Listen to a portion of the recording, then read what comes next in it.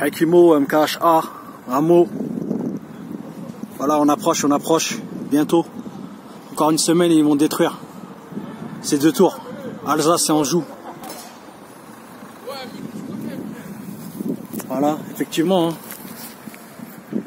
Effectivement, j'ai fait un projet qui s'appelle Rap et Société, que j'ai débuté ici à Meaux. Après, j'ai été un petit peu partout en France pour filmer des rappeurs.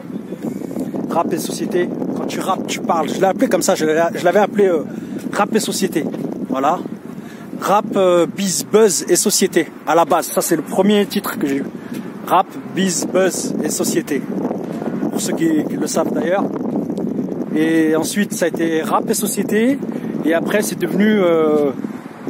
quand tu rappes, tu parles. Voilà. Parce que j'ai trouvé que c'était plus judicieux. Moi, il se trouve que moi, j'habitais au bâtiment Champagne, qui était juste là. Il y avait le bâtiment Chenonceau juste à côté, le bâtiment Cheverny et le bâtiment Cornouailles. Et c'est vrai que... Voilà, en gros, je faisais partie d'un groupe qui s'appelait le Réseau Clandestin, avec H2000 et tout le reste de la clique. Il y avait un petit peu de tout, d'ailleurs, des danseurs, des graffeurs, des mecs qui kiffaient, quoi. Le mouvement hip-hop, et d'ailleurs, moi, j'ai été un des derniers à kiffer cette culture-là au bâtiment Champagne.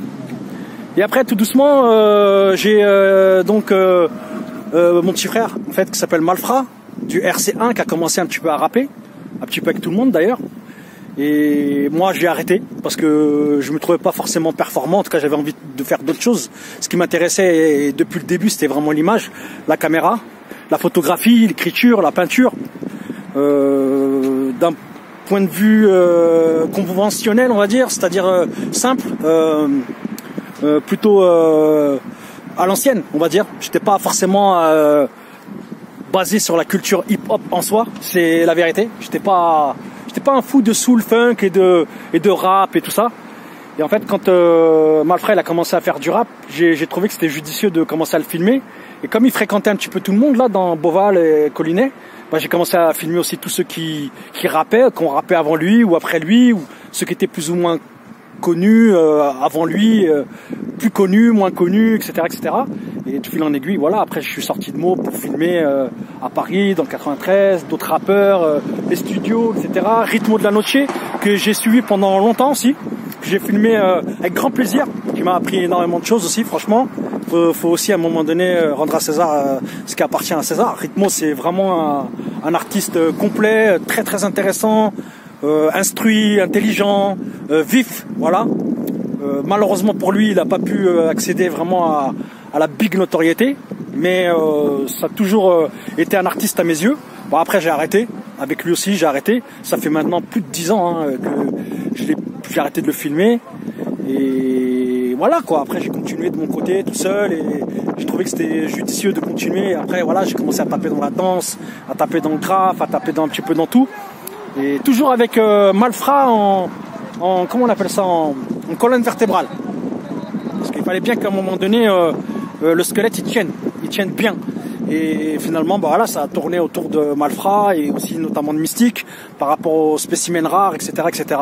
Donc voilà, une petite vidéo pour vous inviter à aller jeter un petit coup d'œil sur mes vidéos sur YouTube, sur Facebook, dans les réseaux sociaux. J'ai vu là dernièrement qu'ils avaient fait un documentaire à Meaux par rapport à la culture urbaine, notamment dans cette ville que j'apprécie pas en même temps. Voilà, ça c'est mon affaire. Et voilà quoi, c'était l'histoire aussi de dire que depuis longtemps je travaille, je vadrouille, je me prends la tête. C'est pas une manière de me justifier, mais c'est une manière de dire que vous retrouverez jamais la qualité en fait de ce que j'ai pu faire en fait. Voilà, tout simplement parce que il y a un gros travail de fond, un réel travail intellectuel autour de la culture hip-hop que aujourd'hui vous n'arriverez pas à retrouver. En plus, il se trouve que je l'ai fait pendant qu'il y avait quasiment tous les bâtiments encore debout. Donc aujourd'hui, il n'y a plus les bâtiments qui sont présents, ils sont morts les bâtiments, ils sont enterrés. Donc si vous êtes attiré par les archives, allez voir ce que j'ai fait. Vous allez voir, vous allez trouver un petit peu de tout le monde, tous les acteurs du hip-hop à Meaux. Et je suis retourné jusque au premier DJ de Meaux, Bobby King, le Palladium, les boîtes de nuit qu'il y avait, etc., etc. Toute l'histoire en fait de la culture hip-hop à Meaux. Voilà. Donc j'avais envie de laisser une petite trace comme ça rapide et de dire ça. Tout simplement parce que je pense que je le mérite, parce que j'ai énormément travaillé, ça m'a pris énormément de temps. Et ma foi, si d'autres aujourd'hui font d'autres documentaires, des reportages sur la culture urbaine à Meaux, eh ben tant mieux. Ça me fera que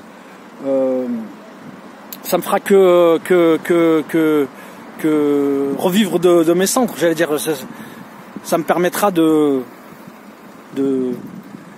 réexister entre guillemets, voilà. Même si mon objectif ça n'a jamais été de péter la baraque. Mon objectif il était uniquement c'était à la fois du divertissement et en même temps une manière de mettre en valeur ma ville. Meaux. Hakimo, on est là. Bon je vous dis à plus, allez, ciao.